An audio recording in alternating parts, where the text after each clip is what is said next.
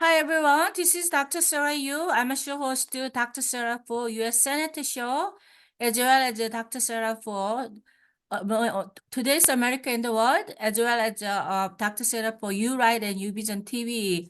Today I have a great friend as well as a great my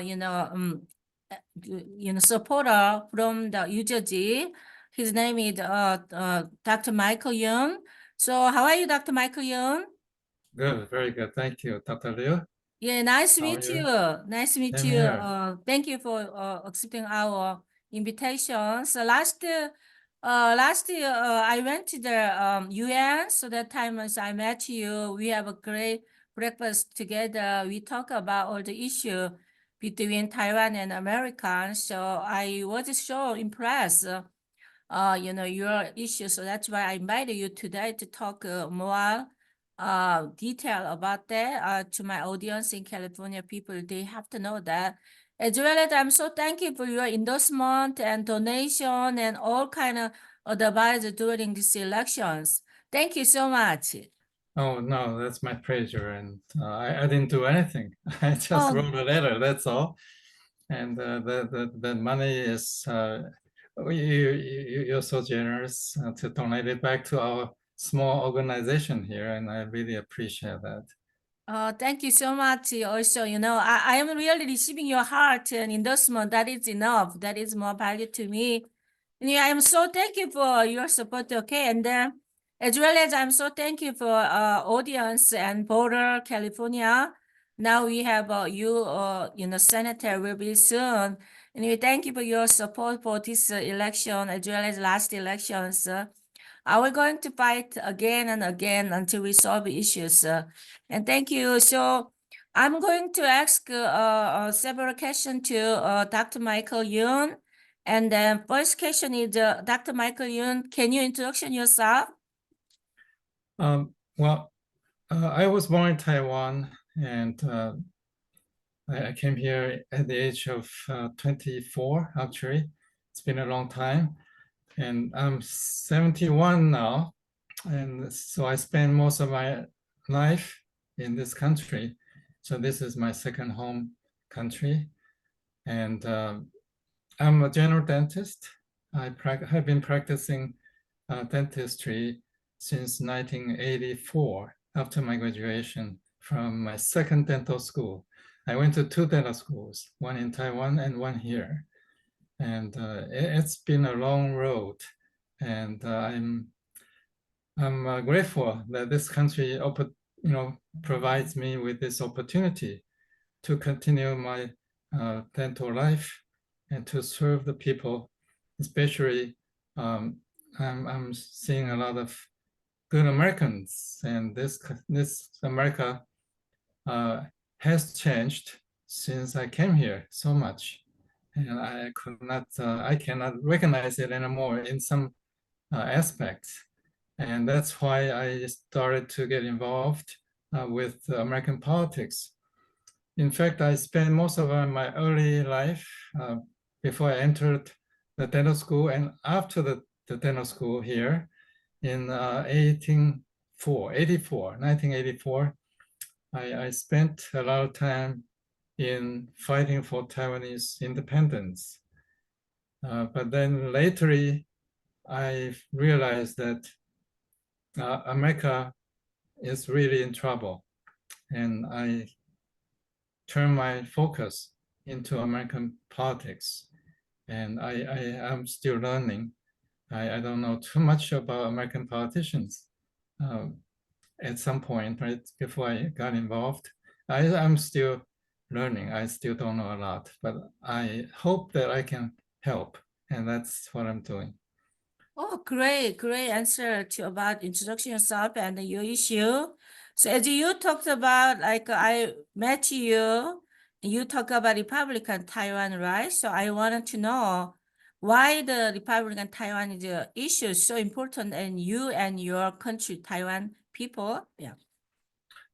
Well, I guess talking about a political situation of a country like Taiwan, maybe some people don't understand the history.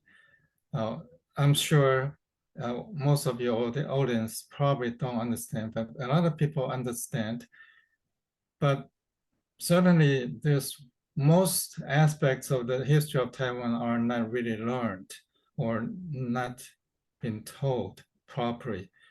Now, actually, they were suppressed, especially in Taiwan, for a long, long time until today. Most of the political history are still not very correct. What you're talking about, yes, I really appreciate that you remember Republic of Taiwan instead of Republic of China in Taiwan. As you know, let's go back to the history a little bit. Republic of China was from China, which is called People's Republic of China today. And as you all know, there was a war between Mr. Mao and Mr. Chiang, right? Chiang Kai-shek and Mao Zedong. These two figures represents a big division in China. They have a civil war, and as the result of the war in China in 1949, it ends in 1949 when Chiang Kai-shek was expelled out from China by Mao's CCP, which is Chinese Communist Party, which is so famous today in America. CCP won the war against KMT, which is the party of Chiang Kai-shek. Chiang Kai-shek, with help of United States of America, we actually, America helped him, and we shipped him with our Navy vessels about at that point, it was 15% of population of Taiwan were shipped from China to Taiwan. At that point, in 1945, actually, when they stepped on Taiwan, before Chiang Kai-shek went to Taiwan, which is in 1949, I believe. At the point when United States sent KMT, or the Republic of China's force to Taiwan, they came with a smaller force. But they increases their numbers eventually. At that point, there were actually 600 people, 6 million. I'm sorry, 6 million Taiwanese people in Taiwan. Before that, you may know Taiwanese are actually, if I say this, probably most people probably don't know. Taiwanese were Japanese nationalities. Perhaps they are not really fully legalized as Japanese citizens because Japan occupied Taiwan for 50 years. And then in that 50 years, they gradually tried to transform Taiwanese into Japanese nationalities. Therefore, a lot of, not a lot, but at least some of the Taiwanese were elected into the officials positions in Japanese parliament in Japan. Therefore, they have to go to Japan to attend, like, the national congressional meeting or something that nature. I don't know about Koreans' relations with Japan. I know Korea has a little bit less interaction with Japan, but also there are some different treatments between Japan and Korea. But Taiwan was a former territory of Japan Empire because previously in this place called China, there was this Qing, they call it Qing dynasty, but there was Qing Empire. Qing Empire was Manchurian Empire from Manchuria, which is a foreigner, which is a foreign entity. It's a country from northern part of China. They invaded China. They occupied China for 200 some years. Actually more than that, I'm sorry. I think it's about 300 years. And then they invaded Taiwan because before then there was Ming Dynasty, so-called. Actually, it's also a nation of Ming. And let me not distract everybody. I'm talking about, this Ming and Qing, they are all different empires. Especially Qing is not considered as real Chinese to the Ming people. So in short, Taiwan was transferred to Japan Empire from Qing Empire. And Qing is not really Chinese. Therefore, Taiwanese, we realized that we were not a Chinese entity, and there's no Taiwanese authority in that at that point. Qing is a foreigner to the people of Taiwan as well. Therefore, in short, this nationality of Taiwanese was transferred so many times between Qing and Japanese Empire, and then KMT or Chiang Kai-shek's Republic of China. Now, the story is still going on, right? Republic of China is still there, still in power, although it was taken over by the Taiwanese people now, but still there are old faction or the offsprings of Chiang Kai-shek's empire, so to speak. They are foreigner to us. They were in power for 70 some years since Chiang Kai-shek died till about 10 or 12 years ago when Taiwanese party were established, and the Taiwanese party took over the government, and then Chiang Kai-shek's party took it over again. It was changed hand a couple of times. And now it's under Taiwanese party again, which is DPP.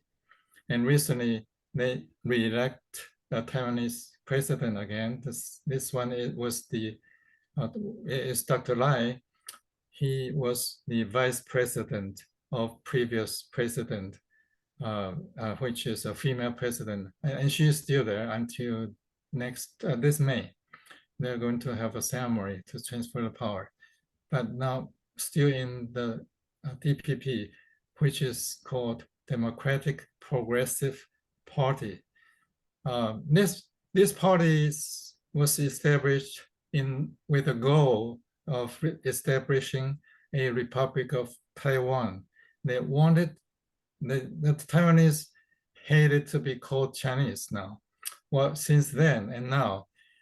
But during the period of Chiang Kai-shek's rule, he used martial law, which lasted for 37 to 38 years. And during that period of time, they brainwashed Taiwanese. They want Taiwanese to be Chinese, and they want to go back to China to kill off all the communist Chinese or China, whatever. But of course, it didn't happen. And now we are still here. There's a Republic of China taken over by the Taiwanese people, but the Taiwanese party is still not that strong. There's some force behind it to support this KMT. I'm sure you know who. The real China, the CCP, they're giving support. I'm sure not only spiritual support, manpower support, financial support. They try to take over from internal elections. As you know, democracy is very fragile. It could be taken over overnight, especially in Taiwan. There's no Taiwanese constitution. There's no Taiwanese country, so to speak. We are not in the UN. Yeah, and China is getting stronger every day, and United States is at its weakest point of our history. And Okay. it's worrisome to us. Thank you so much. That answers clearly. So I have another guest just join. Prime Minister Yap, are you there? Oh, okay. I think Anyway, we can keep on going to question that. So, so you already talked about present, you Taiwan present, and between those you Taiwan present and America now, we have a Taiwan and Russian war worry about. So, what is your opinion to those Russian try to take war between? Then what is our American responsibility for that? Yeah. Excuse me, I guess you mean the Russia and Ukraine war, right? Yes. Yeah. Well, it is different. You see, Ukraine has some sort of different position relations between Ukraine and Russia is a little bit different between China and Taiwan. The difference is Ukraine did have its history. Of course, Taiwan has its own history, as I mentioned before.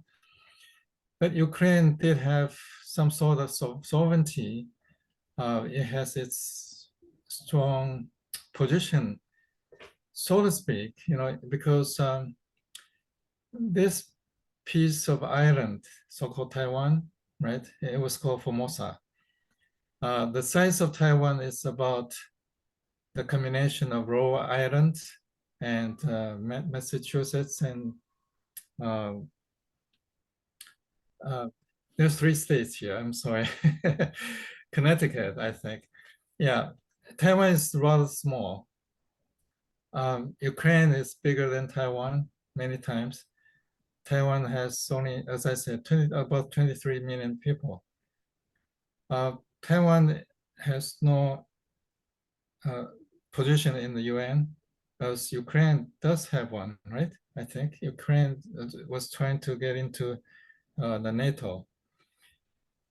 Taiwan is not recognized by majority of country in the world as Taiwan. Actually, most countries are still recognizing, those 20 some countries are recognizing Taiwan as Republic of China. You see, Republic of China is a big problem to the Taiwanese people and also to the international relations because Republic of China actually is China, although it's no longer representing China. But still, it's confusing people to the bone. I mean, it's terrible, and we hate it. So no, I think it's different. Situation is a little bit different there, as I said. But then geographically, there's an ocean. It's called Formosa Strait or Taiwan Strait in between Taiwan and China. It's about 19 miles between China and Taiwan. In order to go across this ocean, although it's not very wide, but it's very difficult. It's not that simple. It's not that easy. Personally, I believe that United States would have to help Taiwan because Taiwan Relations Act was signed by President Carter in 1979, I believe. That was passed by the Congress. It was written into the law of United States of America. This law is very unique. There's no other country carries a law in the Constitution or United States America's. It's not Constitution, but it is a law, a domestic law. If you want to look at Taiwan that way, you can say Taiwan is almost like 51st state of America. We cannot say that, but we have to protect Taiwan, not only because Taiwan does have its semiconductor chips industry, but there's a moral and lawful relations and obligations there for the United States to protect Taiwan. The most dangerous part is this: a weak America cannot protect Taiwan. Doesn't matter what that law is, right? Yes. So we strongly suggest that we get our America back to the strength, that the most powerful country in the world. And that's the hope of not only Taiwan, but also this country of America. Great answers. Thank you so much for that. Mr. Yap, are you there?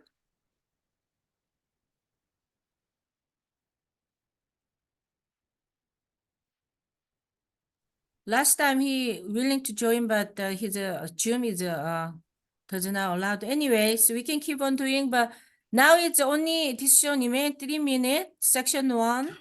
So last question is if we wanted to visit Taiwan country, so what cultural or like what we needed to really consideration to someone who want to visit Taiwan? Yeah.